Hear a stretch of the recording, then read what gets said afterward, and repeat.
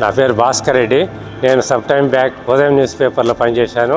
When it was running in full swing, అది పెద్ద పీక్లో నడిచే దినాల్లో నేను సీనియర్ మేనేజర్ పిఏ పర్సనల్ అడ్మినిస్ట్రేషన్కి పనిచేశాను. నాకు అందరూ కూడా ఎంతో క్లోజ్గా ఉండేవాళ్ళు. తర్వాత వేరే వేరే కంపెనీలో మారి ప్రియా సిమెంట్లో కూడా జనరల్ మేనేజర్గా పనిచేశాను. మా అమ్మాయి అల్లుడు అందరూ అమెరికాలో ఉంటారు. అమ్మాయి పేరు దీపాలక్ష్మి, మా సన్నిల శ్రీకాంత్. వీళ్ళ పిల్లకాయలకి అంటే కూతురు కొడుక్కి సాంప్రదాయ సిద్ధంగా మన హిందూ ధర్మ ప్రకారంగా మనకు కొంత వయసు వచ్చిన తర్వాత వాళ్ళకి హాఫ్ శారీ ఫంక్షన్ అయితేనే ధోతి ఫంక్షన్ అయితే ఇది నేను వాళ్ళకి అంతా ఇంప్రెస్ చేసి మన సాంప్రదాయాన్ని మనం కట్టుబడి ఉండాలా, దానికి అన్ని గౌరవించాలా.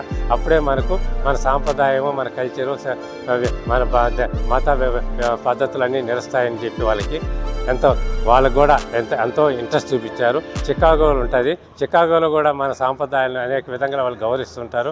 అది మనకు చాలా స్ఫూర్తిదాయకం.